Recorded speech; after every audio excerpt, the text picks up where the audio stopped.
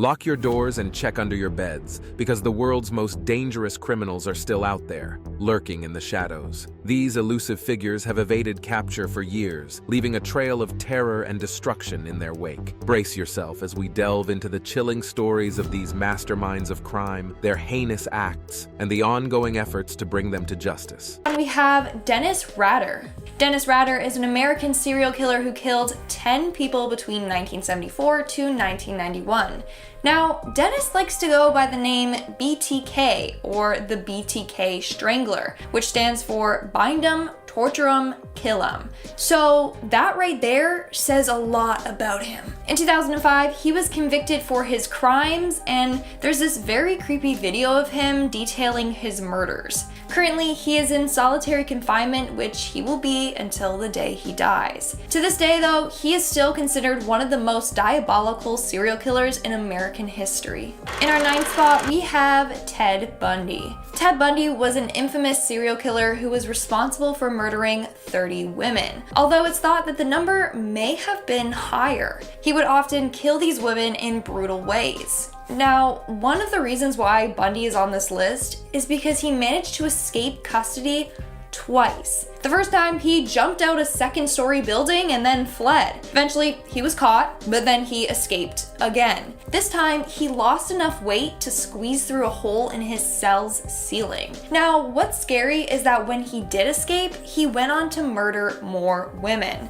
As a result, he was considered a dangerous prison inmate that officers had to keep a close eye on. Moving on to number 8, we have the Eyeball Man. Maybe you've seen his picture, maybe you haven't. But once you have, I promise it will be ingrained in the back of your mind forever. Jason Barnum, otherwise known as the Eyeball Man, has a long list of crimes under his belt. He was sentenced to 22 years in jail after shooting a police officer. He is considered the Eyeball Man because, well, one of his eyeballs is tattooed completely black. On top of that, one side of his face is tattooed to look like a skull. So not only is this dude a dangerous criminal, but he looks like one too. In our 7th spot, we have Richard Lee McNair. Richard Lee McNair received 2 life sentences after being convicted of murder, attempted murder, and burglary. Now, the reason he is on this list is because he managed to escape prison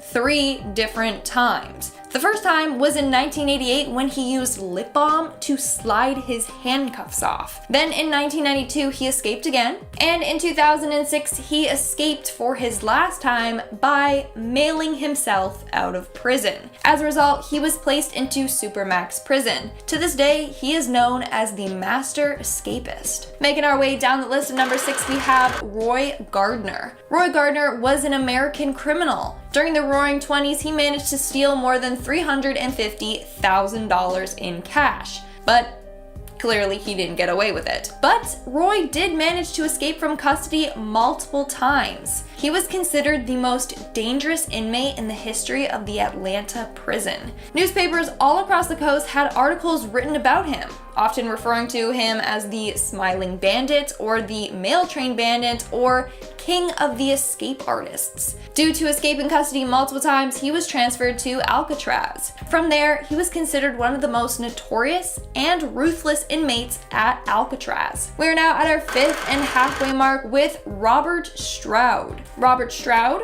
also known as the Birdman of Alcatraz, was the prison's most famous inmate. Stroud was imprisoned after violently killing a bartender. While in jail, he became a violent prisoner. He stabbed a prison guard, stabbed fellow prisoners, and would constantly get in fights with other inmates and staff. As a result, he was sentenced to an additional 6 months. He was considered very aggressive, violent, and cruel. Coming in at number 4, we have Barry Mills. Barry Mills was incarcerated at a very young age, and from there, he grew to be a brutal leader of a prison gang. This gang was huge across prisons. In fact, it resulted in numerous prison wars. It was said that he was admired by his inmates, but also highly feared by them. In fact, in 1979, he tried to decapitate an inmate in a bathroom stall in prison. In 2002, he was among 40 people charged with committing 32 murders or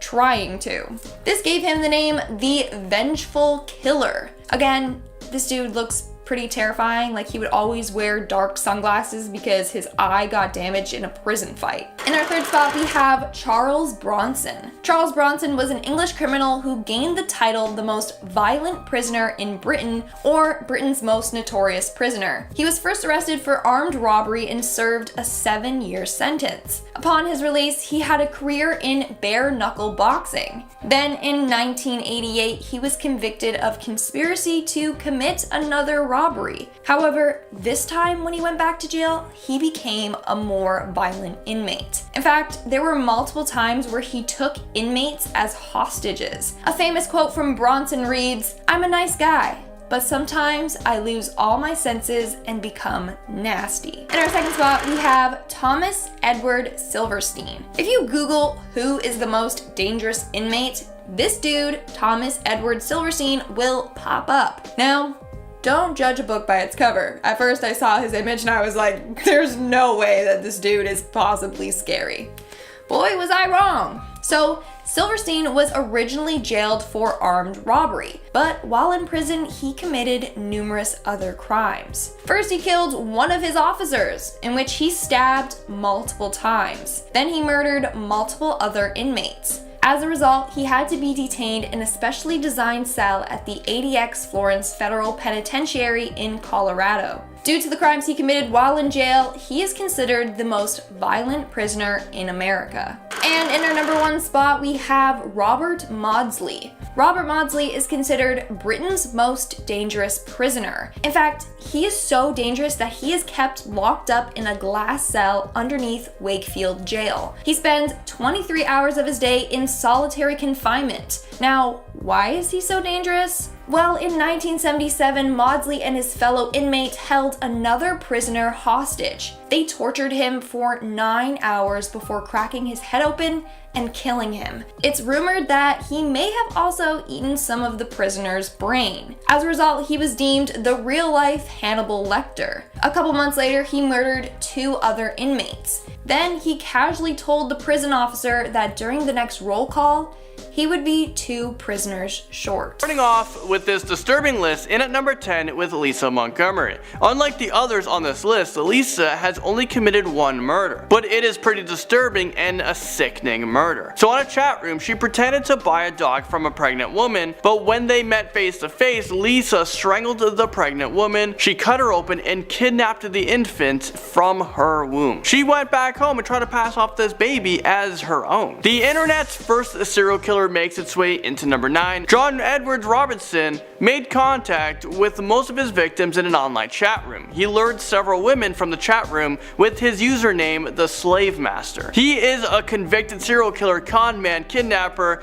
and forager who was found guilty in 2003 for 3 murders that he committed in Kansas. He was given the death sentence for 3 murders, but the police believed that he was involved with as many as 8 other murders. Up next, at number 8, Richard Fairley. He is a stalker and a convicted mass murderer who killed 7 people and wounded 4 others. He spent 4 years aggressively stalking one of his co-workers, Laura Black, so she was forced to get a restraining order against him. So on the day of the hearing, to make the restraining order permanent, he loaded up his RV with 100 pounds of weaponry. He drove to his old workplace and started shooting people with his gun. He even tried to kill Laura Black, but she was able to escape into a parking lot after he shot her twice. However, 7 unlucky people died that day and he was sentenced to death back in 1992. Number 7 brings us to Joseph Edward Duncan III. He is a convicted murderer and sex offender who began committing his violent sexual assaults on other children when they were only a teenager. When he was younger, he admitted to his therapist that he had raped 13 younger boys by the time he was 16 years old. I mean, is this real life right now? He was arrested and he was sentenced to 20 years in prison, but when he was paroled, he killed at least 3 other children after he had sexually assaulted them. Once he was released again, which I have no idea why he was, he invaded a family home, killed the parents, and kidnapped the children. He molested the children and filmed it all on camera. After killing these poor children, he was arrested and sentenced to the death penalty. My question is, why are they still keeping him alive? George M.L. Banks comes in on this list at number 6. He shot 13 people to death, including 7 children. So the 7 children were killed and their mothers and also one bystander. 5 of those children were his own kids. His attorney tried to argue that he was mentally insane, but he was convicted of 12 counts of first-degree murder and he was sentenced to death. He has actually avoided death twice because it was determined that at the time he was set to be executed, he was deemed incompetent. I don't understand this. He was convicted of the crime and this is his punishment. Why does he need to be deemed competent to be killed? Why are there rules for someone who's on death row? You have to wait so long to kill them. Number 5 brings us to Bobby Joe Long. He is responsible for abducting, sexually assaulting, and murdering at least 10 women in Florida back in 1984. During an 8-month period, he was averaging 1 murder every other week, and he would dump his victims' bodies and left them in strange positions tied with ropes. He released his last victim after he raped her for a period of 26 hours, and she gave valuable information to the police that led to his arrest. In total, Bobby Joe Long has 1 5-year sentence, 4 99-year sentence, 28 life sentences, and 1 death sentence. Now at number 4 we have Charles. He was found guilty of multiple counts of kidnapping, rape, torture, and murder. He was convicted of 11 murders and he would take his victims to a lake cabin where he built in a dungeon room. According to court records, Charles and his accomplice abducted their neighbors, killed the men and babies, but kept the women alive. They would rape and torture them before killing them or waiting until they died from their injuries. Thankfully, he is currently on death row at San Quentin State Prison. Djorkaeff Tsarnaev explodes into number 3. He was given the death penalty after he planted the bombs at the Boston Marathon. And this took place back in 2013. The bombs killed 3 people and injured approximately 280 others. He later told the FBI that he had intended to detonate a series of explosions in Times Square. So after the Boston Marathon happened, they were making their way to New York and they were gonna set off more bombs. He has spent the last 3 years of his life on death row at ADX Florence in Colorado. Number 2 takes us to Randy Stephen Kraft. He raped, tortured, and murdered at least 13 men between the ages of 13 to 35 years old in California. It is believed that he killed a total of 67 victims, but he was only convicted and charged with 16 murders. He would give his victims high levels of alcohol and tranquilizers, tie them up, torture them, and sexually abuse them before he would strangle them. There are other disturbing and gruesome details to his murders, but I don't want to get into all of that because they are insane. He is currently on death row in San Quentin State Prison in California, one of the toughest prisons in the world. Finally, in at number 1 spot we have Rodney Alcala. He is a dangerous convicted rapist and serial killer who was sentenced to death in California back in 2010 for 5 murders that he committed in the 1970s. His exact victim count is unknown, but it is estimated that he raped and killed over 100 people. He used to toy with his victims by strangling them until they lost consciousness. He would wait until they wake up and then repeat this process many times before killing them. Despite receiving 3 separate death sentences, he is still alive and he has been waiting on death row for the past 8 years. Starting off at number 10 now, we have Peter Sutcliffe. He's probably one of the UK's most notorious serial killers, known in the press as the Yorkshire Ripper. In 1981, he was convicted of murdering 13 women and attempting to murder a further 7 more across the English county of Yorkshire. Many of his victims were prostitutes. Now, he claimed that the voice of God had sent him on a mission to kill them. At his trial, he pleaded not guilty on the grounds of diminished responsibility due to his paranoid schizophrenia. That defense was wholly rejected by the jury, and he is currently serving 20 life sentences in prison. Next up at number 9 now, we have Thomas Silverstein. He's sometimes referred to as the most dangerous man in America. Now, he's been in prison since 1977 and was famously once a leader of the Aryan Brotherhood, a white supremacist prison gang. Since being in prison, he has been convicted of the murder of 4 other inmates. He once stabbed an inmate 67 times. He has been in solitary confinement since 1983 after killing a prison guard. That means he is totally alone for 23 hours of the day with no human contact. Alright, moving on to number 8 now, we have Zacarias Moussaoui. This man is commonly known as the 20th hijacker of 9/11, the other 19 all dying in the attacks. So, how is he alive? Well, he was actually arrested for an immigration violation just weeks before the attack was meant to happen, and so he couldn't participate. In the investigation following the attack, the FBI linked him to the 9/11 plot. He pled guilty in a US federal court to conspiring to kill citizens of the US as part of the September 11th attacks. He was sentenced to life in prison without parole. As he left the courtroom, he clapped his hands and said, "America, you lost, I won." He clearly shows no remorse for his involvement and is still regarded as very dangerous. Next up at number 7 now, we have Terry Nichols. Along with Timothy McVeigh, Nichols was responsible for the Oklahoma City bombing in 1995, which killed 168 people. He was sentenced to 161 consecutive life terms without the possibility of parole. That actually set a Guinness World Record. He is currently incarcerated at ADX Florence, a super maximum security prison in Colorado designed to hold the most dangerous American criminals. One government official said that place is designed for prisoners who show absolutely no concern for human life. Moving on to number 6 now, we have Dwight York. This man was the leader of the New Albion cult based in New York. It was based around pseudo-Islamic and Jewish beliefs and later incorporated elements of ancient Egyptian culture, UFOs and conspiracy theories. He built a very loyal community around him that helped and protected him while he molested countless children. He admitted to all of these charges freely in court. He may have been able to avoid detection even further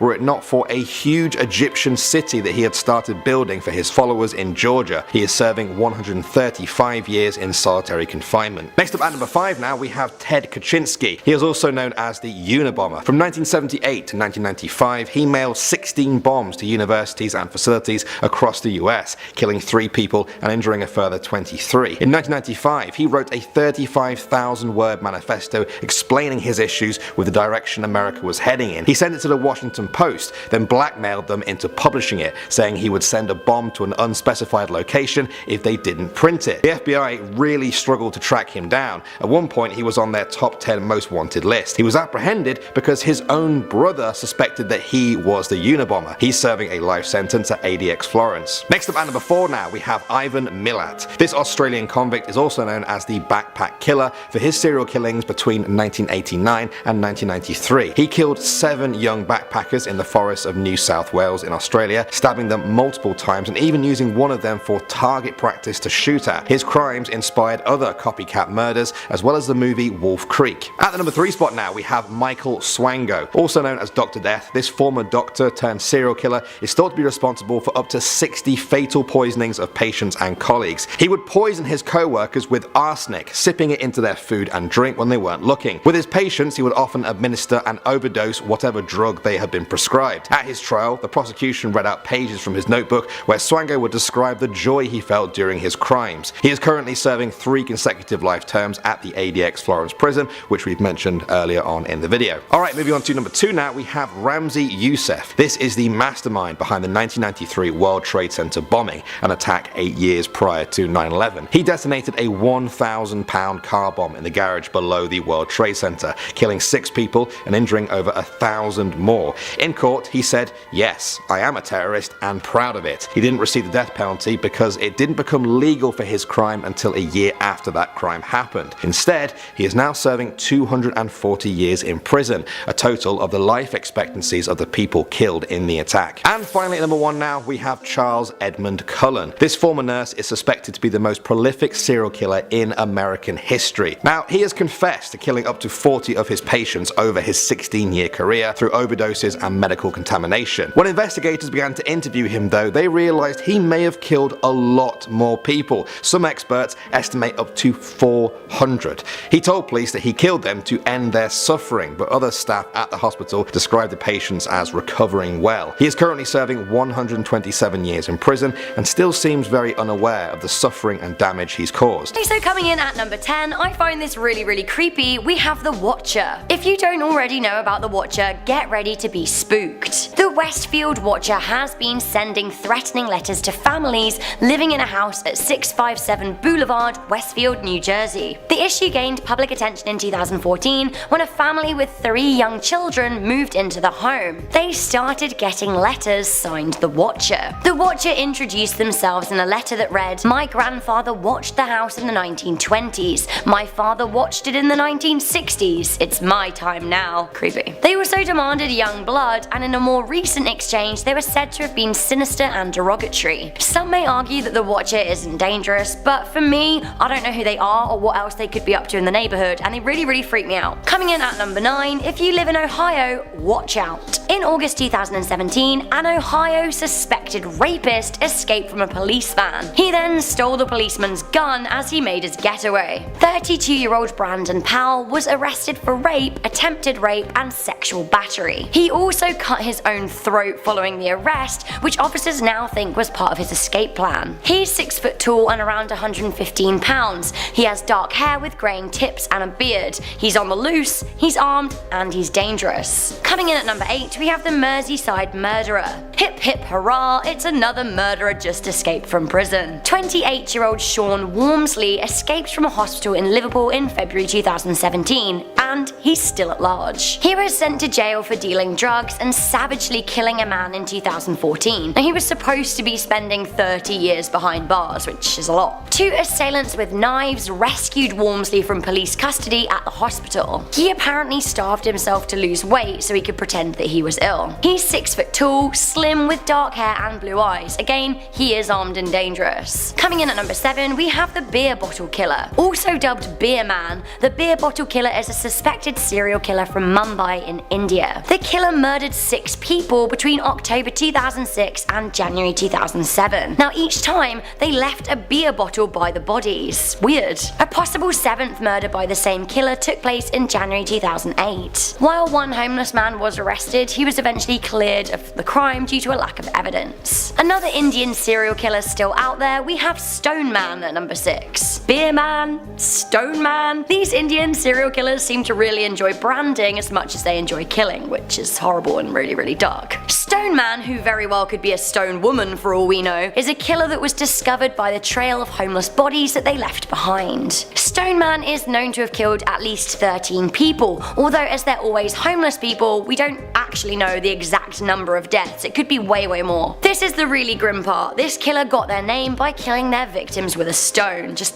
blunt force trauma straight to the head. The killings took place in 1989, but has spawned a similar spate of copycat murderers. Coming into number 5, we have the Colonial Parkway killer. Between 1986 and 1989, at least 8 people were murdered in or around Colonial Parkway in Virginia. Often victims were couples. The first couple were 2 females in their 20s who had been strangled and had their throats slit. Each victim was under the age of 30, with the majority of victims being young adults, although one 14-year-old girl was killed. The bodies of 2 of the victims have never been found, and neither has the killer. Coming into number 4, we have the Lake Bottom murderer. In 1960, 3 teenagers were murdered as they slept in a tent by Lake Bottom in Finland. 2 15-year-old girls and an 18-year-old boy were battered and stabbed to death. A 4th teenager was left stabbed and unconscious. The dead teens were stabbed and brutally murdered, and one of the females had been stripped down from below the waist. The murder was really grisly, and it is unsolved. The surviving boy was only able to give a really sketchy account of the attacker, saying he saw red and black eyes coming for them.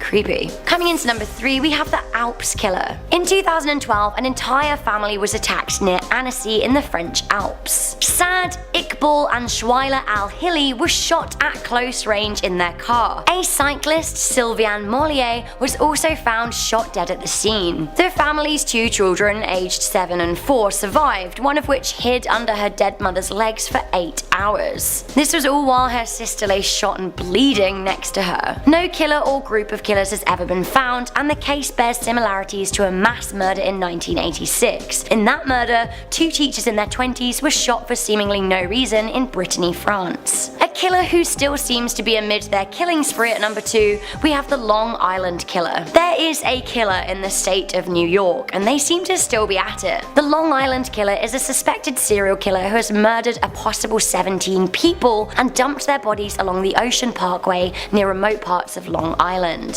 Also known as the Craigslist Ripper, the killer usually preys on prostitutes and has possibly been killing since 1996. There's been a renewed spate since 2010. The most recent killings that appear to be connected were in 2016, so they really are still at it. The area of Gilgo Beach seems to be a very popular dumping ground for the murder, with plenty of dismembered human remains showing up there, which is really grim. Finally, at number 1, we have the Doctor. The Doctor is the name given to Ayman al-Zawahiri, one of the world's most wanted terrorists. He gets his name from being a PhD medical graduate and a former physician. The Egyptian native is the leader of Al-Qaeda, who has planned many terror attacks, including almost definitely assisting in the 9/11 planning. Known as Bin Laden's former wingman, the Islamic fanatic has a $25 million award to his name. For now though, he's still out there and he's still plotting, which is pretty terrifying. Starting off this list, at number 10 is Luis Macedo. This criminal is wanted for his involvement in the murder of a 15-year-old boy in Chicago, Illinois, on May 1st, 2009. The victim was brutally beaten, shot, and set on fire by several Latin Kings street gang members because he refused to show them a gang sign. Luis allegedly initiated the attack. He has been on the run for quite some time now, so hopefully the FBI can capture him soon. Glenn Stewart Godwin makes it onto this list at number 9. He was initially wanted in 1987 for his escape from Folsom State Prison in California, where he was serving a lengthy sentence for murder. Later in 1987, he was arrested on a charge of drug trafficking, and this took place in Puerto Vallarta, Mexico. After being convicted, and he was sent to prison in Guadalajara in April of 1991. Godwin murdered a fellow inmate, and then he escaped 5 months later, and he has been on the run ever since. Badrish Kumar Patel makes it onto this list at number 8. He is wanted by the FBI for brutally killing his wife by stabbing her multiple times with a knife on April 12, 2015. He has been charged with first and second degree assault coupled with first and second degree murder. The FBI has warned that he is considered armed and extremely dangerous. Jason Derek Brown makes it onto this list at number 7. He is wanted for murder and armed robbery in Phoenix, Arizona on November 29, 2004. Brown allegedly shot and killed an armored car guard outside of a movie theater, and then he fled with the money. He is also charged with unlawful flight to avoid prosecution. The FBI is offering an award of up to $200,000 for information leading to his capture. So if you guys know where he is, you guys are going to be quite rich. Fidel Urbina comes into this list at number 6. This is a man currently wanted for beating and raping a woman in March of 1998. When he was out on bond, he also allegedly beat, raped, and strangled a second woman to death in October of 1998. Her body was later found in a trunk of a vehicle that had been later burned. Both of these horrific crimes occurred in Chicago, Illinois. The FBI is offering a $100,000 reward for information to help to lead to his arrest. Coming in on this list at number 5 is Eduardo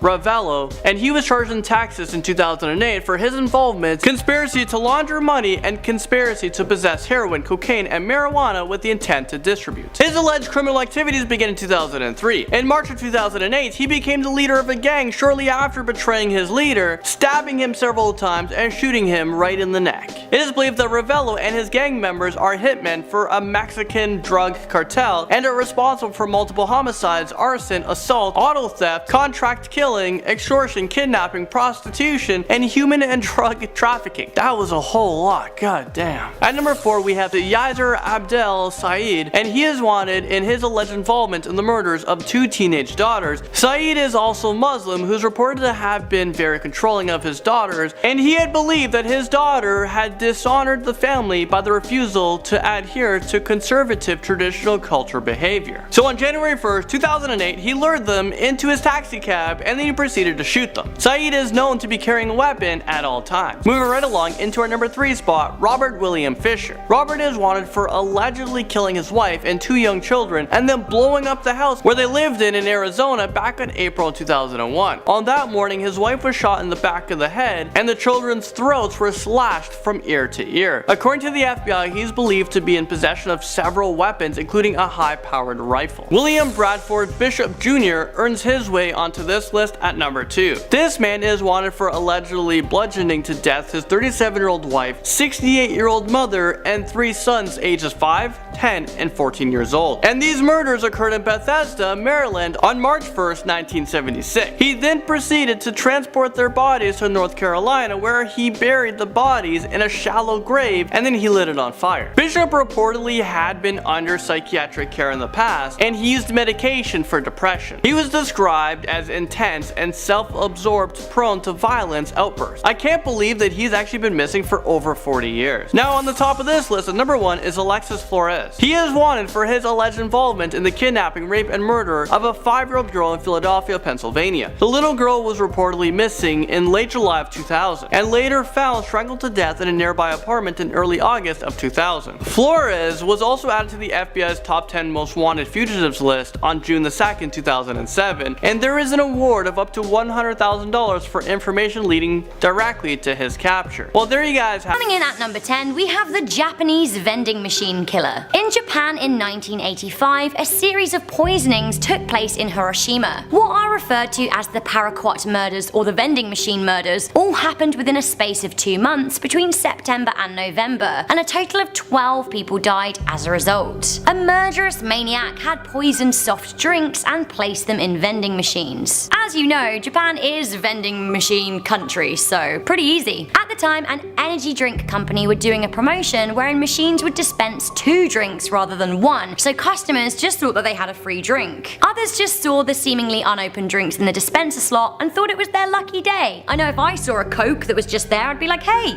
free Coke. Sadly, it was categorically not their lucky day, and the perpetrator has never been found. An infamous drug lord at number 9, we have Sandra Avila Beltran. Beltran is one of the most notorious female drug lords of all time. Known as the Queen of the Pacific, Beltran very much lived the drug lord lifestyle in Mexico. She had nice clothes, fancy things, lots of money, and also did a lot of murders. She was released from jail in 2015 and is still living free in Mexico. From a drug lord to a gang lord at number 8, we have Luis Macedo. So Macedo was added to the American FBI's 10 most wanted fugitives list in 2016 and is said to be a gang member from the Chicago Latin Kings. Macedo is wanted for many gang-related crimes, but most importantly, the murder of a 15-year-old boy in Chicago who was burned alive, which is pretty grim. It is believed that he is on the run in Mexico or the southeastern United States. Coming into number 7, we have Hazel Leota Head.